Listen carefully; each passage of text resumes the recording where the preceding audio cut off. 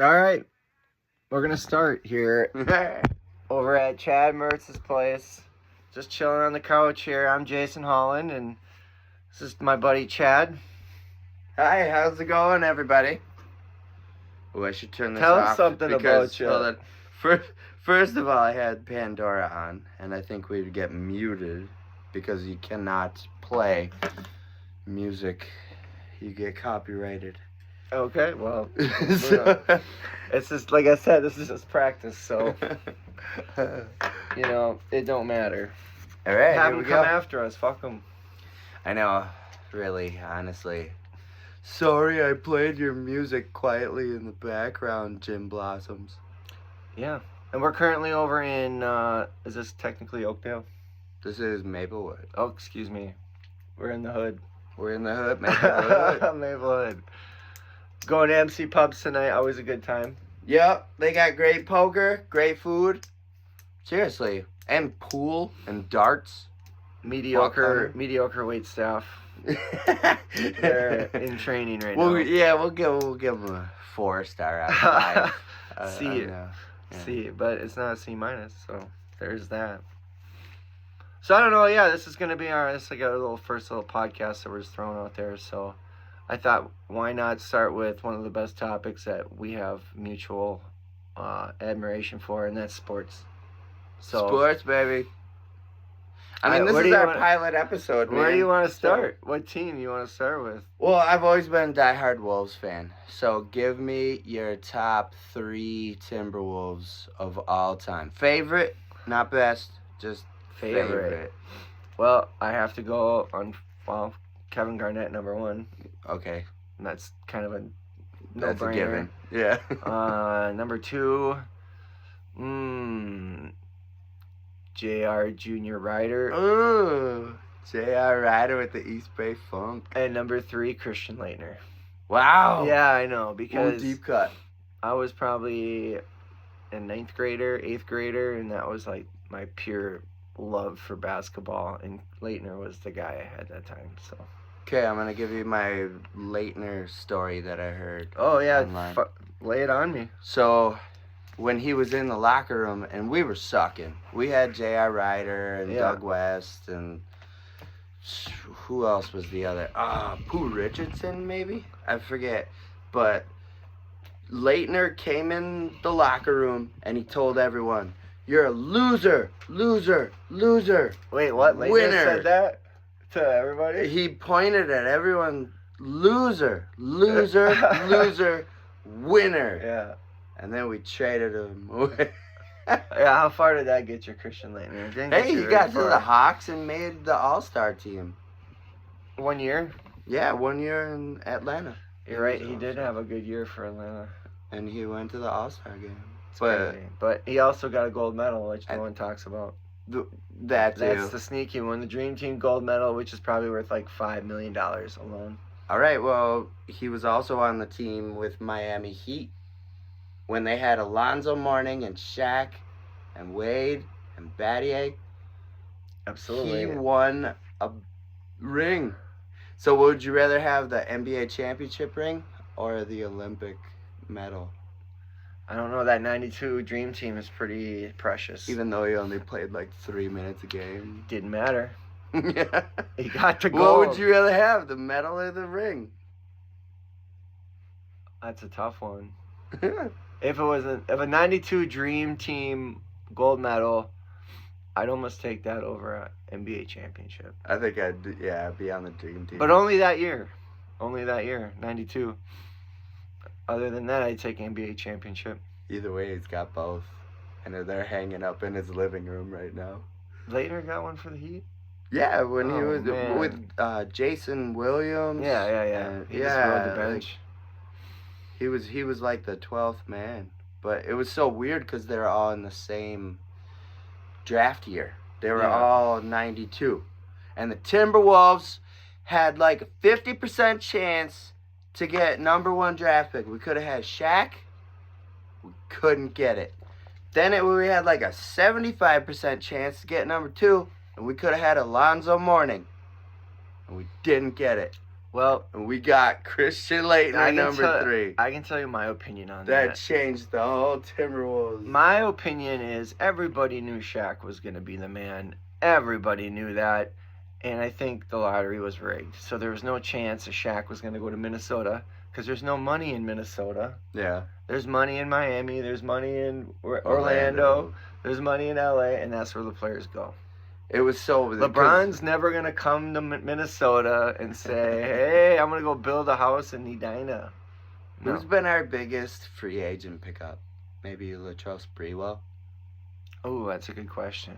Sam Or Cassell's maybe there. Jimmy Butler?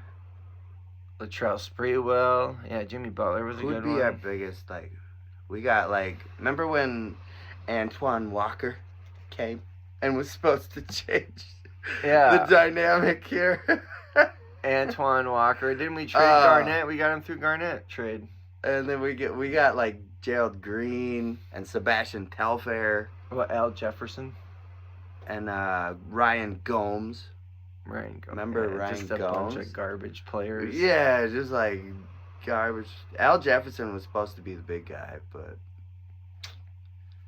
Yeah, I mean, he put up 20 a game. Yeah, he was a 2010 guy. He was a stat stuffer. He was like a Kevin Love before Kevin Love. He was like a... It was just, we can never make the playoffs, but he could put up 20 and 12 every game. No, I saw the game last night, like I said to you earlier, and one player got in, and it was funny because he comes off the bench, and it's Ingles, and this guy looks like the dopiest old white guy. His hair is he's balding and shit, and the coach puts him in for one play for an inbound, so he throws the ball over to Anthony Edwards. And then they pull him out, and they all give him high fives, and that was his 1 second of playing time last night. Ouch! Yeah, he made it in. Look it up, Ingles. Even had to suit up for 1 second. I want to know this guy's age. I also want to see a picture of him again. My God. Last night's stats for Minnesota Timberwolves: Joe Ingles. Joe Ingles. Yeah, there he is. Joe Ingles. Wow. Look, this has been since... He only had one... This has been since December 19th now. Yeah, he had 0 minutes. 0 minutes. 0, All 0, the way, 0, 0 0, minutes. 0, 0, 0, 0. To last night, January 6th. 0 minutes. 0 minutes. He's never put up a shot for us. Over here. Oh, he got 0.2 rebounds. And 1.1 assists. So it was funny. In his 3 minutes of NBA playing time this season. You should pull an image of Joe Ingles, because I just want to show our little video. So funny. The picture of this guy. He's just a regular Cornhusker. He's just a dopey white guy. Picture of Joe Ingles. And no one ever talks about him. He's so good, though. Really, he's kind of like the Brian Scalabrine of this... Joe Ingles. Joe Ingles. Go, Joe Ingles. Minnesota, baby. He played 5 seconds last night. He played 5 seconds. And got one pass in, and then they benched him. He's got 3 points this year. The story of Joe Ingles. And you know what? He probably made, I don't know, $5K at least, $10K for that game. Oh, easily. Yeah, that's pretty good. Probably every game he doesn't make a minute. He makes, he got his contract. League minimum. Let's check that out. Let's check that out. Joe Ingles' salary. This should be interesting. Joe Ingles' salary.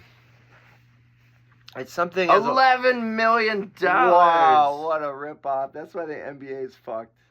Two he signed years. A 2-year, $22 million contract with Orlando. Oh. And then he'll get another $11 million because they still owe him. So, what is Joe Ingles' salary this season? This guy should not be getting $1 million. He's making 11. Oh, he makes 6.5. 6.5. That was 22. That was 23. last year. That was 2 years ago or whatever. Yeah, last year. Dude, this guy's made more money than so many people ever. What if I just shoot threes, I guess, and get rebounds, boys? Throw elbows. Man up. Man up. Go get the rebound. Stop dancing around and shooting shit. Not everybody's Steph Curry. So if you're a big farmer down in Iowa, start playing basketball. Hey, you never know. You can make $11 million a year. Yeah. Just shooting hoops in the NBA. It's a dream. It could happen. Reggie Miller You could get off your tractor and get on the basketball court, and next thing you know, you're passing the ball in, you make $11 million a year. So he probably, for that pass, honestly, he probably made more like $50,000-$60,000. He made his way in Utah. They had a good team. You're right. They had a really good team. He was. I'm kind of being over dramatic and making him a really bad player, but he's decent. It was Donovan Mitchell and Rudy Gobert. Yeah. And who's that other? Not Josh Hart. Was it Josh Hart? What about AK-47? I think he was before him. But if it wasn't, Karolinko. Karolinko was the man. We got to see him in Minnesota represent. AK was here he was here for a hot minute. He was, wasn't he? Yeah. That was fun. Dude, I want to get an AK jersey. I'd be down. A Wolves AK. Right. I still want to get like a Terrell Brandon jersey or something. Nobody would know. Number 7. Terrell Brandon. I want to say I've seen it in the bar once. I'm like, wow, a Terrell Brandon jersey. This was a while ago, but I remember seeing somebody wearing one. That's awesome. But, I mean, I've lived in Minnesota my whole life, so the odds of seeing a lot of Minnesota jerseys are high. Okay, boom. Next 3 players. No Garnett. No You know, we could Leitner switch and gears. no We could Ryder. switch gears and No, go to a different team. I need your next 3 I mean, best. the Vikings, there's a lot to talk about. Okay, but okay. If you want to go Let's switch. Wolves, I'll give you one more. You never even asked me. Yeah, what's yours? All right, I'm going to go. I mean, it's obviously Garnett. And then it's Marbury. Oh, yeah, that's a good one. And then it's Wally Zerbiak. Another excellent choice, honestly. But Stephon Marbury, now that's a story. I mean, you go from bouncing around from team to team. Obviously, the Wolves were the honey hole, and was supposed to be him and Garnett. But a lot of big egos came into play, and they couldn't play together, and Steph had to go because it was Garnett's team. And Garnett wasn't going anywhere. It was like the Shaq and Penny story. He bounced around. He's a New York kid. He goes back to New York. He was trying to be the Knicks savior for a season and just sucked. And then he said, fuck it, I'm going to go to China. Go play in China. I mean, he went to Phoenix and he went to the New Jersey. He was making all-star teams the whole way through his career. Yeah, he went was. to New York. He was like a Russell Westbrook, just a stat stuffer, just throwing stats out there. And not getting wins. I can see that. And eventually he's like, I'm going to go to a lower competition and I'm going to be older. It's like Mike Tyson fighting Jake Paul. God, that was he goes to China and he just dominates. And they build a fucking statue of Stephon Marbury. That's how great Stephon Marbury is in China. And China's communism, like, it's a miracle they even opened up that much to a black basketball player from New York. Like, it's crazy to think about it. But that's what happened. He won a couple championships. And he's got a bronze Look that up. Of himself. Look that up. How many championships did Stephon Marbury win in China? And I wonder what his stats were. I'm gonna tell you the truth. I'm gonna say he won at least 2. Had to. Stephon Marbury, China stats. You get a statue built, you better win at least 2 championships for this city in China. It's like they were like the Ducks. I want to say they were called the Ducks. Oh, it only went NBA. Here we go.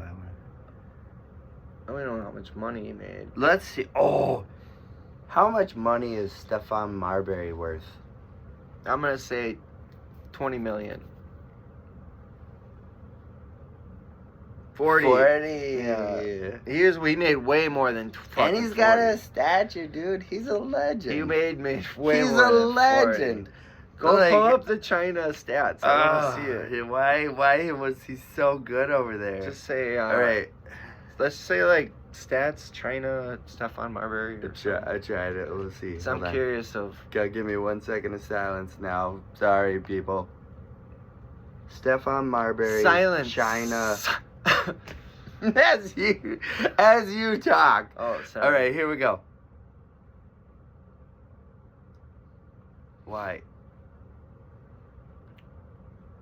Sure, that'll work. There it is. Here we go. So, he Beijing. was with, his last team was the Boston Celtics. I totally forgot he was a Celtic. For a brief moment. Yeah. Half a year. So then he went to Shangzhou Shanghai Brave Dragons for 1 year. And then they traded him So Beijing. to the Foshan Dralians. It's Beijing. Well, the first one was the Dragons. You're right. And then the Dralians. Oh, I see. And then traded again. Yeah. To the Beijing Ducks. That's where, and he stayed there for 6 years. That's where he made the money, dude. Yeah. Not made money, but that's where he had it. And then they traded him for his last year. Yeah. That's a good idea. And then Beijing Ducks. Trophies. Champions 3 times. Marbury. Boom, boom, boom. He Yeah, got all 3. through it. So he had 3 championships over in China for the Ducks. And they made a statue of Now him. Google the statue. That would be Stefan Marbury China statue. Our podcast here. Some statue, which is insane. Oh, I wish you guys could see that. It's coming up. Pictures of Stefan Marbury's statue. There we go. Whoa! Weird. I don't think I've ever seen it. That's not. Is that fake? Yeah. Well, there's. That's not it. Yeah, that's it's Beijing. Some wax museum. Yeah. Why is he standing in front of it? Yeah, that's it. Yeah. There you go. Okay. Show that. Okay. All right, Stefan Marbury, my boy, back in the day. If you and Garnett could have got together, we were the next Stockton and Malone. There's Marbury in China, though, just fucking. I mean, that's what you do. Balling all That's out. what you do when someone makes a statue of you. So that was your number 2, and and Wally. And then Wally Wally. World. And Wally Wally World. was a great player. You know, the traditional white boy on the court that could shoot threes and play ball, and He's a deep cut. He made a good career in announcing and like what's Ohio State, baby. Ohio State. He was an Iowa State recruit. He came from college. He was supposed to be awesome. He was our first round draft pick, and I thought he came from Miami. Miami, not Ohio State. Who I'm thinking? But yeah, it's Miami. Maybe Miami, Ohio.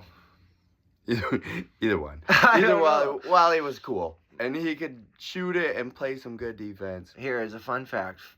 So many years after Wally left the Wolves, there was this guy that was the Timberwolves broadcaster.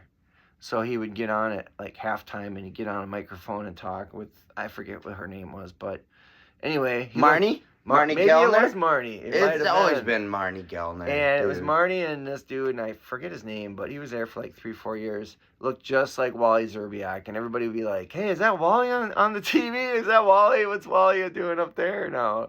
And it was just kind of funny because he looked just like Wally Zerbiak. And that's my Wally Zerbiak memory of the Wolves, of going to the games when I was younger, was this dude that looked just like Wally. Have you ever gotten an autograph from a player before? Honestly, when I was a kid, my friend, my good friend at the time, his name's Clay, his dad was a big shot for Arby's. So he would get all these primo tickets to go to the Wolves. When I was younger, he'd always take me to the game, and we'd always go to these Wolves games. And my most memorable one was, this was a while ago. They were filming the Santa Claus with Tim Allen. Yes. So we sat second row that game, and don't ask me who we played because I don't remember. But I sat one seat behind. We sat one seat behind. We sat in the second row behind Tim Allen because he had front row with some beautiful woman. I don't know if his wife, girlfriend, or whoever it was. It was Tim Allen, him, and then we sat behind him, and we were just like, yeah, go. And we're like, this is great. Tim Allen's like sitting right in front of us. Did you nerd out? I would have And I kind of did. I'm like, I tried like talking to him, but yeah. he didn't want anything to do with me. I'm just some Dude, kid. it's Tim Allen. I would totally talk like Home Improvement. I'm just some kid from Minnesota, like Tim Allen. You're so cool, fuck. Dude. Tim Allen, you know, kid. He used to do stand up too. He got busted bringing coke over the border. You know, you can't. And he came back from it. Yeah. And he's a lovable character. He does a little blow every once in a while. You can't dog him for that. He's Tim That was Allen. back in the 80s, so Jesus, you know. Honestly, he's still working today. I saw that he's got a new show. I can't remember the name of the show, but he's had several of these TV shows, and he's timeless because they can just plug him in as the father, and then they just like work like dialogue. Yeah, you work dialogue around Tim Allen, and he just fucking does his shit. And, yeah, it's the same fucking shit. Now he's not talking about cars. He's talking to younger girls and teenagers and cell phones. Like, this ain't the old Tool time, but it still works for him. You could have plugged him into any show. He could have been like the Full House dad. Yeah. He could have been like the Family Matters dad for all we care. He could have been. You know, like... Didn't matter, Tim Allen. Hilarious. It's Tim Allen. He was a Santa Claus. He actually said good messages, even though he might have done cocaine once or twice or whatever. And I know he got in trouble. I know he's been to jail. But if you look at his total track record, he's a decent dude. Yeah. But once again, when he got busted, that was 40 years ago. Right. People evolve and change, but you know what? Get better. The thing is, when people find bad shit about good people, they like to cling on to that shit. You know, it's sad. Dude, news is just like a negative it is. Type of, you know. It's a parasite, dude. You watch news for an hour, 40 minutes of it's negative. A lot of times. Sprinkled in with a little, someone did good at a homeless shelter. A lot of times. You know, but most of it is just like, this person sucks, that person sucks, and this is why they suck. Yeah, but the Minnesota news is a little different from what I've observed by going to other states and watching the news channels. Like, I think every news channel, local news channel, we're not talking the big ones like Fox or CNN, has their own, like, I think, flair of localness of what's happening. Like, you know, if the state fair is going on, they're going to go down there. And I love the state fair. You know what I'm saying? Let's swerve that topic back around. We tried to make this sports, and then we go into CNN. Yeah. So how about state fair? Give me your top 3 state fair fucking foods. We're gonna finish what we started. Okay. We started with a question, and we kind of went down a big rabbit hole here. Well, that's what we're gonna do. But the third one was Wally Zerbiak. That's what we're gonna do. So we gave you stories about Marbury, Zerbiak. And then who? Christian Laettner. Hold on, Christian Laettner. And then what was the other story we told about? J.R. Ryder. We didn't talk about him, but that's stolen cell phones and playing for the jail Blazers, and that's a whole nother topic. But KG, we didn't touch upon KG. I know, or even Tom Gugliotta. How about some Tom Gugliotta, baby? Nope. Woo! Googs, babe. Because if Tom Gugliotta is a story of topic, he wouldn't have been number 1 for both of us. So we have to talk KG because he was number 1 for both of us. And I have a story, a KG story. You can go ahead if you want to start with your KG story. We're both from Minnesota. We've both been around the Wolves for a long time. So I'm interested to hear what you have to say. Have you ever seen him in person? I have. So my one story. And here's a shout out. You'll probably never see this, Brody. But, oh my God, dude. I've known you since middle school. There's Tony Kleckner. Shout out to Tony Kleckner. Yeah, Tony. So we went to a game. We went to Schindler's. If any of you old school people know that. So we went there and we bought every single card of every person on the roster just in case we could get an autograph. Mm-hmm. So I went there and Kevin Garnett was coming down. He looked at our card and he gave it back. So I've never got he never signed it? What a dick. There were so many. He was on his way out. He looked very busy, obviously. Yeah. He already signed probably 100, but he just grabbed it and then decided to not sign it and he gave it back. And I was like the last person that could have got it. But on positive note, that was the day that I had a Trent Tucker card when he played for the New York Knicks when they had the tiny little shorts. It was so funny. I know what you're talking about. And he's out there. I think it was Kevin Harlan too, right? It was like Trent Tucker. Yeah, they were Kevin. announcers. They were amazing. So I couldn't get any players' autographs. So I walked around and I went to the announcer table and I showed Trent Tucker his New York Knicks card, and he signed that. Nice. And I got that. So, well, I have a Garnett story and I also have a Trent Tucker story because both of them have been in Minnesota for a long time, so they've been around, obviously. My Garnett story is, 06 or 07. I used to be a bartender at this place in Wayzata called Sunsets, and it was kind of a hoity-toity place where a lot of people would come in. We'd have athletes. We'd have Sid Hartman would show up, and then it's funny because Sid would show up and there'd be a line of 15 people out the door to get a fucking table, and Sid will just go right to the fucking hostess and says, "Do you know who I am? yeah. I'm Sid Hartman. Get me." And he's old, so everybody's got to accommodate. And all the people that are waiting that didn't get reservations, just like this asshole, he gets ahead of the line, but that's just Minnesota nice. But anyway, that's my Sid story. Garnett shows up to Sunsets on occasion. It's right on Lake Minnetonka, so there's a lot of sports athletes that would show up, but Garnett would show up. And, he shows up with his girl, and, he's trying to, do this number, not to be noticed. You're Kevin Garnett. You're 7 feet tall, everybody dude. knows who you are, dude. So it was kind of funny to see that. But he'd come up to the bar, and he'd order a shot of Bailey's. Who? Irish cream. And that was all he would drink. His girl would get a water. Bailey's would come to be it was an expensive place, so it was $9-10 for a shot of Bailey's. But a shot of Bailey's. What Kevin did do, and this is why he was loved in Minnesota, is he'd give me a $100 bill for the $10 drink and tell me to keep the change. Holy. So God bless you, KG, because that was pretty sweet when you used to do that to me. He's tipping 900%. But you don't care because you got fucking so much millions in the bank. You have an entourage that you got to fucking support. You got a lot of shit on your plate. What an amazing character. And that's my Kevin. How Garnett. have we not retired his number yet? Glenn Taylor, Alex Rodriguez, whoever the hell can hear this, number 21 should never be used again. Yeah. Garnett should be retired as a Minnesota Timberwolf. Yeah. And beloved over. He should have a statue here. This is ridiculous that it's taken this long. Well, he's already been retired in Boston. That's the problem. He got a title in Boston, so it really. Well, but he was still good over there. But we had him for that. He was our best Wolf ever. It fucks things up. All right, so rest in peace, it's Malik Sealy. The only number we have retired in our rafters. Malik Sealy. 23? 2.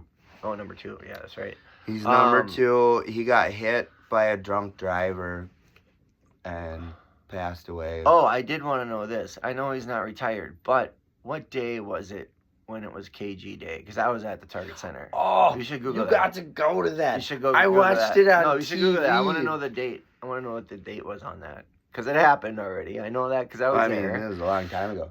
I want to say I teared up on that game. Say, I'm a softie. 2016 or something like that. Okay, so we're talking almost 10 years ago. Gotta give me some silence if you want it. Oh, yeah, that's right. All right. What was the first debut game of Kevin Garnett towards the end of his career? No, just ask KG Day. 2015. February 25th, 2015. First game, but hold on. There was a Kevin Garnett Day they celebrated. That was the one. At Target Center. Ooh. What is Kevin Garnett Day at the Target Center? 5. No, that's not right.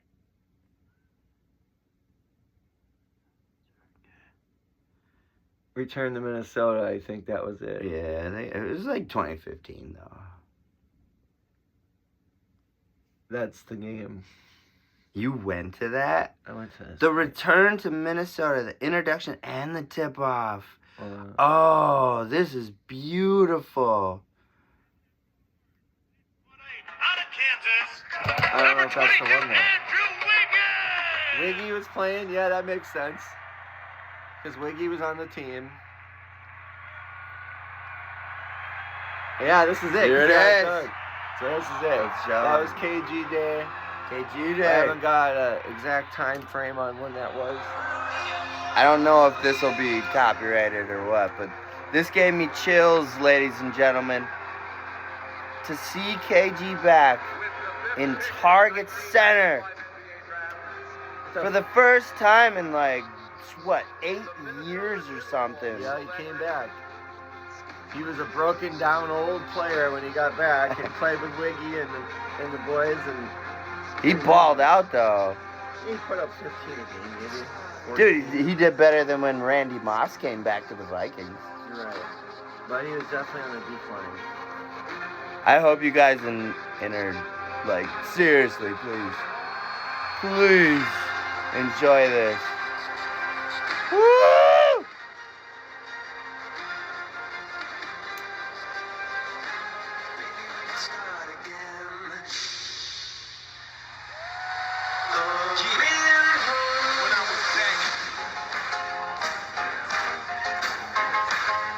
Yeah, this is sweet, because I remember this exactly. It's bringing a lot of memories, that's for sure.